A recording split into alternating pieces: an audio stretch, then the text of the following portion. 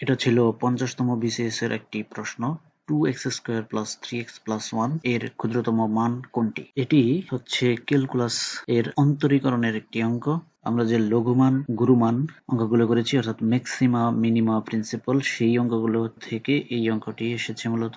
এই ক্ষেত্রে প্রথমে আগে আমরা দুই রকমের দ্বিঘাত রাশির গ্রাফ দেখে আসি। এটা যেহেতু একটি দ্বিঘাত রাশি, একটা হচ্ছে এইরকম আর একটা হচ্ছে এইরকম গ্রাফের ক্ষেত্রে এটা হচ্ছে সর্বোচ্চ বিন্দু আর এটা হচ্ছে সর্বনিম্ন বিন্দু। তো এখান থেকে যদি ওঠা শুরু হয়, উঠতে উঠতে সর্বোচ্চ এই পয়েন্টে ওঠার পরে আবার নামতে শুরু করে, তাহলে এটা হবে এই গ্রাফের জন্য সর্বোচ্চ ফাংশনাল ভ্যালু। অর্থাৎ এই বিন্দুতে যদি আমরা স্পর্শক আঁকি, সেই স্পর্শকের ঢাল হবে 0, অর্থাৎ একটা ফ্ল্যাট লাইন বা এক্স অক্ষের সমান্তরাল রেখা পাওয়া যাবে। একইভাবে এখানে যদি এদিক থেকে ফর এক্সাম্পল বললাম যে নামতে শুরু করে, নামতে নামতে এই পর্যায়ে নামে এবং পুনরায় আবার যদি ওঠা শুরু করে, অর্থাৎ এইখানে সর্বনিম্ন মান পাওয়া যাবে।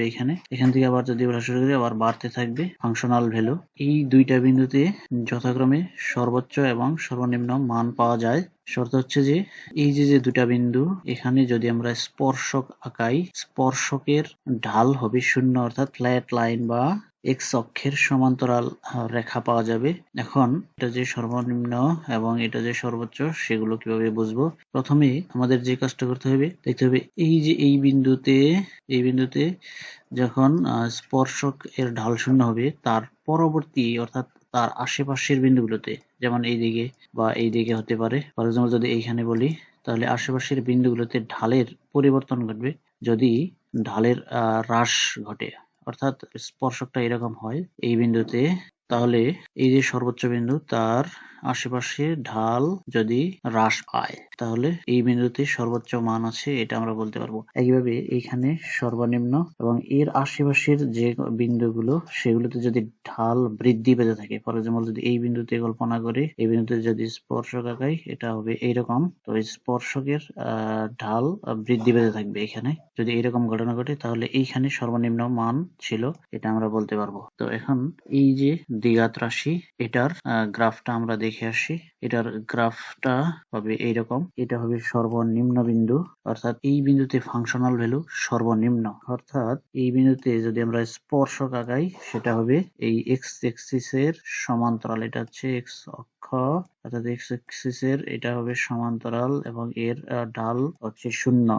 এখন এই ঢাল 0 এটা বের করার জন্য প্রথমে এই ফাংশনটাকে অন্তরীকরণ করতে হবে এবং সেটা 0 ধরতে হবে। অর্থাৎ অন্তরীকরণ এর ফলাফল 0 ধরা মানে হচ্ছে ঢাল 0 ধরা। কোন বিন্দুতে? এক্স স্থানাঙ্ক, ওয়াই স্থানাঙ্ক। এই বিন্দুতে দুইটা স্থানাঙ্ক পাওয়া যাবে, একটা হচ্ছে এক্স স্থানাঙ্ক আর একটা হচ্ছে ওয়াই স্থানাঙ্ক। এখন এই যে এটা হবে এক্স স্থানাঙ্ক, এই জায়গায় হবে ওয়াই স্থানাঙ্ক।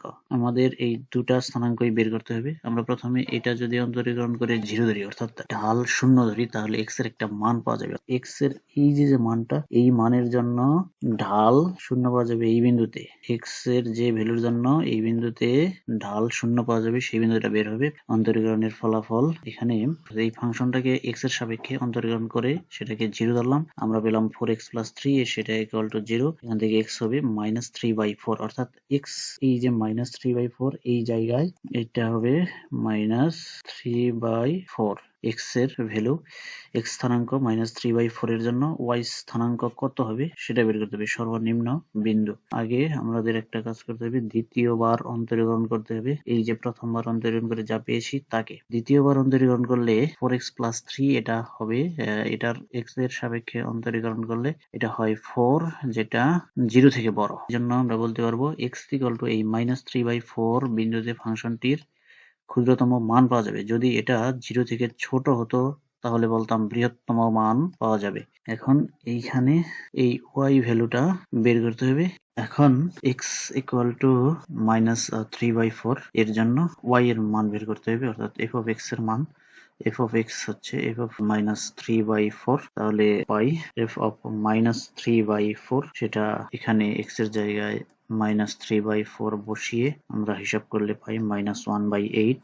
এটা হচ্ছে এই বিন্দুতে y এর মান, যেটা x -3/4, এটা xy স্থানাঙ্ক, অর্থাৎ এটা হবে স্থানাঙ্ক হবে -3/4 -1/8, এই বিন্দুর স্থানাঙ্ক। অর্থাৎ এই বিন্দুতে এই ফাংশনটার ক্ষুদ্রতম মান পাওয়া যাবে, সেটা হচ্ছে -1/8, অর্থাৎ অপশন খ এটা হচ্ছে অ্যান্সার। এখন যারা ক্যালকুলাস পারি না আমরা, তারা সরাসরি এই সূত্র মুখস্থ করতে পারি, সেটা হচ্ছে যে দ্বিঘাত রাশি ax² + bx + c এর ক্ষেত্রে যদি a > 0 হয়, তাহলে ক্ষুদ্রতম মান পাওয়া যাবে, সেটা হবে c - b²/4a।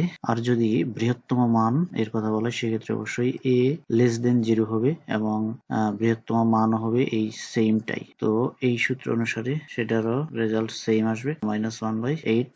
তাহলে অপশন খ হচ্ছে সঠিক উত্তর।